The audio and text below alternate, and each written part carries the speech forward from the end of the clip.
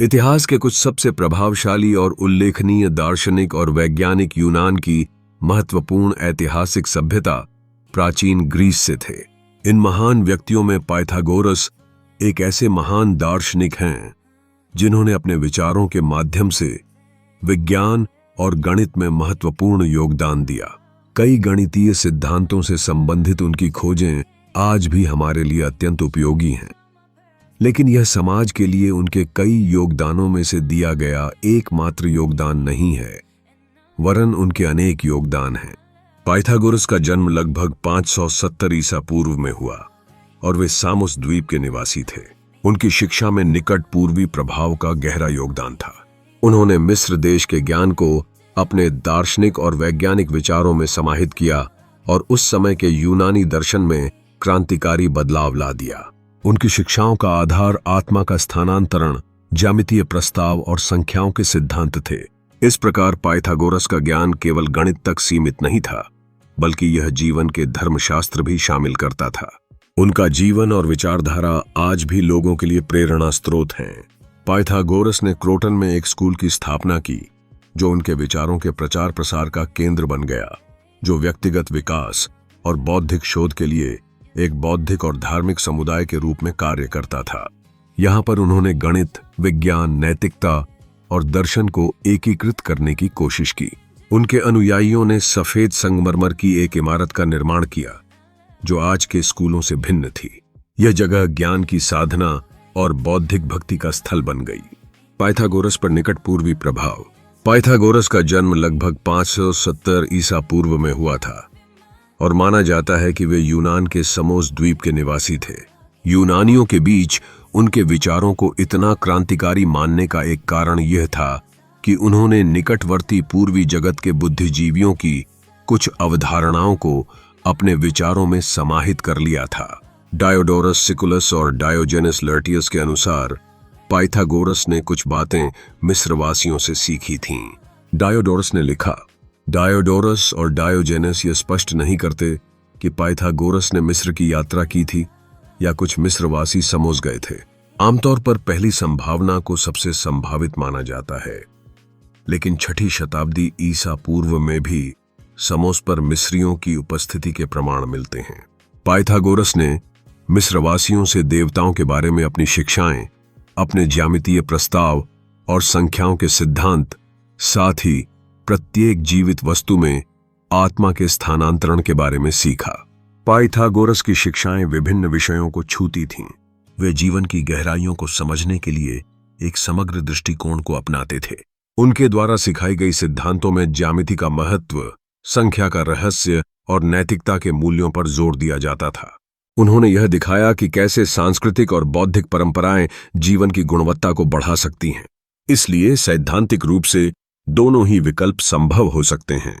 बहरहाल, इसमें कोई आश्चर्य की बात नहीं है कि उनके द्वारा विकसित विचार उन विचारों से बिल्कुल अलग थे जिनसे उस समय तक यूनानी विचारक परिचित थे। कुछ अन्य परंपराओं का दावा है कि पाइथागोरस ने बेबीलोन तक की यात्रा की थी। इससे उन्हें और भी विविध विचारों का ज्ञान हुआ होगा। प्राचीन यूनानी दार्शनिक पाइथागोरस के स्कूल की स्थापना। व्यापक यात्रा और विविध स्रोतों से ज्ञान प्राप्त करने के बाद वे वर्तमान इटली में बस गए। वे देश के दक्षिणी भाग में क्रोटन शहर पहुंचे, जहां पहले से ही एक व्यापक यूनानी समुदाय था। वहां प्राचीन यूनानी दार्शनिक और वैज्ञानिक पाइथागोरस ने एक पाइथागोरियन स्कूल की स्थापना की। हालांकि उनका स्कूल आजकल के स्कूल की हमारी धारणा से बिल्कुल अलग था। यह वास्तव में एक बौद्धिक और धार्मिक समुदाय या समाज जैसा था। पाइथागोरस ने क्रोटन के लोगों को प्रभावशाली सिद्धांत सिखाना शुरू किया। उन्होंने जल्द ही अनुयायी बना लिए, जिन्होंने अपने छात्रों के लिए सफेद संगमरमर की एक साधारण इमारत बनवाई। पाइथागोरस जल्द ही आसपास के इलाकों में प्रसिद्ध हो गए। कई लोग उनकी शिक्षाएं सुनने और उनके स्कूल और अनुयायियों के समूह में शामिल होने के लिए क्रोटन आने लगे। इस स्कूल में पाइथागोरस ने अपने अनुयायियों को दर्शनशास्त्र, गणित, विज्ञान, नैतिकता, रहस्यवाद और बहुत कुछ पर अपने विश्वास सिखाए। पाइथागोरस ने क्या सिखाया? पाइथागोरस द्वारा सिखाई गई इन अवधारणाओं की व्याख्या करने वाले बहुत कम समकालीन स्रोत उपलब्ध हैं। हालांकि बाद की शताब्दियों के कई स्रोत विभिन्न प्रकार के दावे करते हैं। विद्वानों का मानना है कि पाइथागोरस का संख्याओं के प्रति एक रहस्यमय दृष्टिकोण था। उनका मानना था कि कुछ संख्याओं के विशेष अर्थ होते हैं और संख्या 3 और संख्या 8 तो विशेष रूप से महत्वपूर्ण है। पाइथागोरस ने पारंपरिक धार्मिक शिक्षाओं को भी बढ़ावा दिया। उदाहरण के लिए पाइथागोरस के अनुयायी पुनर्जन्म में विश्वास करते थे। माना जाता है कि पाइथागोरस ने यह सिखाया था कि इस चक्र से मुक्ति संभव है। पाइथागोरस के अनुसार यदि उनके अनुयायी स्वयं को पर्याप्त रूप से शुद्ध सिद्ध कर सकें तो उनकी आत्मा को मृत्यु के बाद स्वर्ग में देवताओं के पास जाने की अनुमति मिल जाएगी। पवित्रता प्राप्त करने का एक तरीका कुछ अनुष्ठानों का पालन करना था जिनका उनके अनुयायी धार्मिक रूप से पालन करते थे। पाइथागोरस का दार्शनिक स्कूल उनकी मृत्यु के बाद भी महत्वपूर्ण बना रहा। उनके अनुयायियों ने उनकी शिक्षाओं को संजोया और आगे बढ़ाया। यह विचारों का आदान प्रदान और ज्ञान का विस्तार उस समय के लिए अद्वितीय था। उनके सिद्धांतों ने आधुनिक गणित और विज्ञान की नींव रखी जो आज भी हमारे समाज के लिए प्रासंगिक हैं। पाइथागोरस के रचित स्वर्णिम छंदों में जीवन के महत्वपूर्ण तत्वों का संग्रह है जो उनके अनुयायियों को मार्गदर्शन प्रदान करता था। इन कहवातों के पीछे की साधारणता गहराई से भरी हुई है। ये मूलतः सरल लेकिन गहन कहावतों या ज्ञानवर्धक कथनों की एक श्रृंखला है जिनका अनुसरण उनके मत के लोग कर सकते हैं। जैसे, जहां तक हो सके अपने मित्र की किसी छोटी सी गलती के लिए उससे घृणा करने से बचें और किसी भी कार्य को करने से पहले विचार विमर्श करें और विचार विमर्श करें ताकि आप कोई मूर्खतापूर्ण कार्य न करें। यह आधारभूत सिद्धांतों का संग्रह पवित्रता की तरह था जो अनुयायियों की सोच को दिशा देता था। लेकिन जैसे जैसे समय बीता पाइथागोरस के जीवन में कई चुनौतियां आईं। उनके स्कूल को कड़ा राजनीतिक विरोध सहना पड़ा और यह संघर्ष दरअसल विद्रोह के रूप में परिवर्तित हो गया।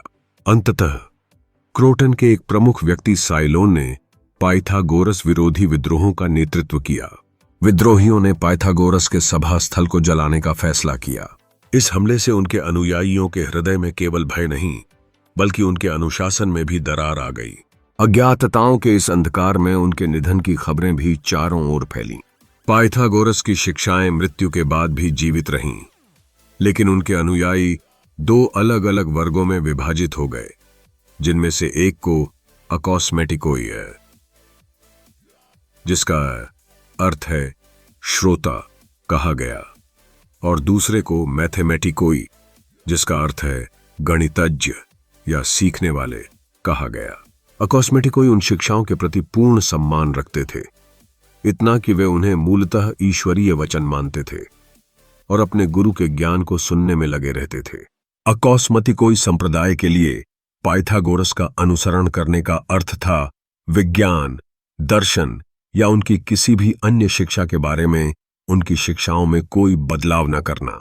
उन्होंने मौन व्रत का पालन किया और अपने पहले 5 वर्षों में किसी भी प्रकार का बोलने से दूर रहे। वे ज्यादातर पाइथागोरसवाद के नैतिक, अनुष्ठानिक और रहस्यवादी पहलुओं पर ध्यान केंद्रित करते थे और सीमित संसाधनों में जीवन यापन करने का प्रयास करते थे।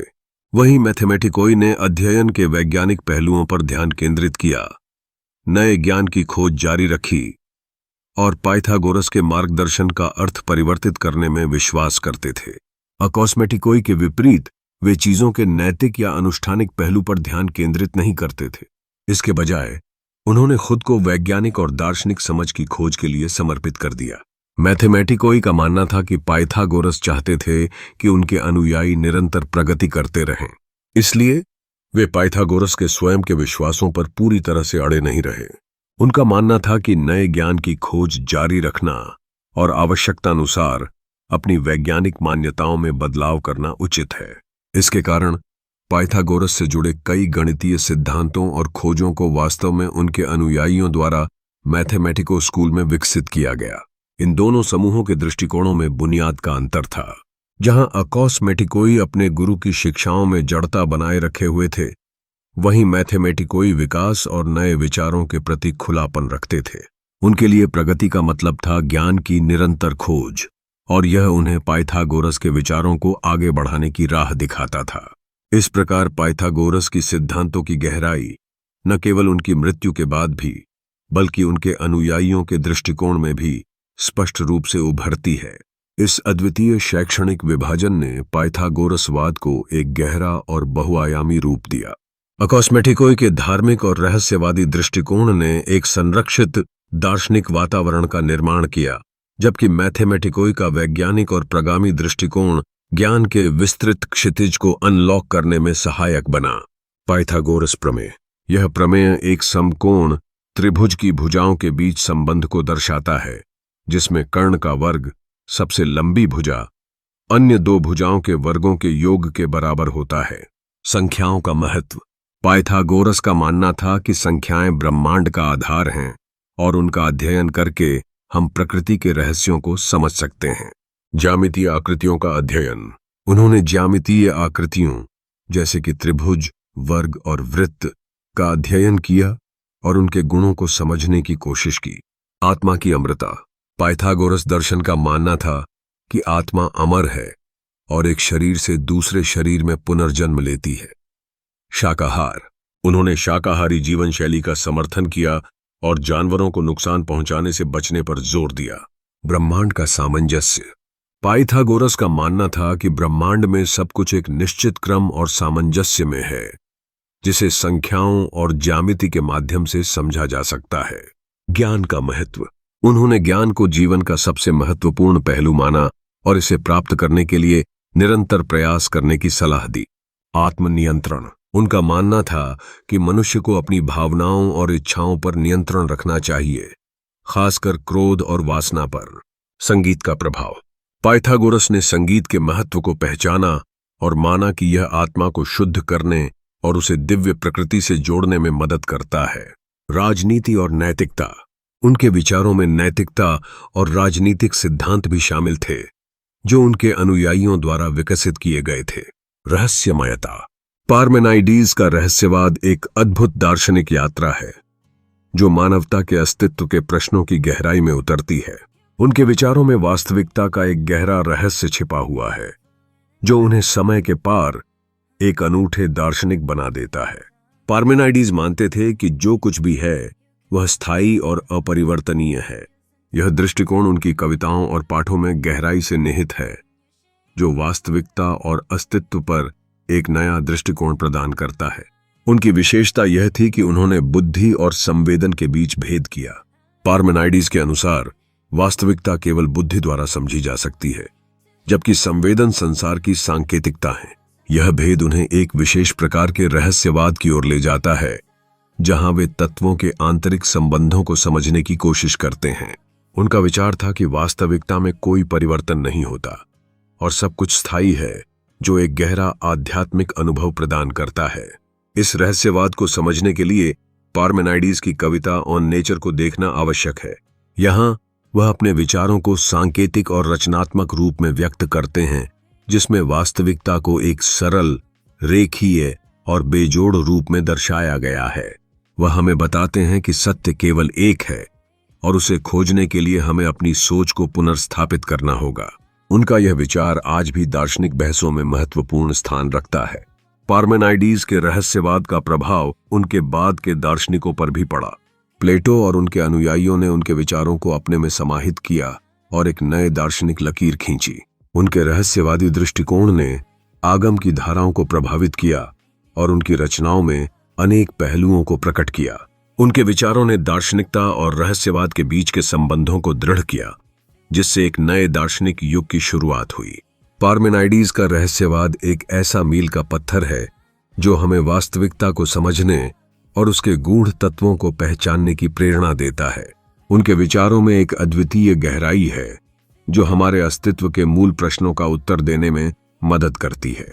इस प्रकार पार्मेनाइडीज का रहस्यवाद केवल एक दार्शनिक प्रणाली नहीं, बल्कि एक जीवन की गहराई तक जाने वाली सोच है।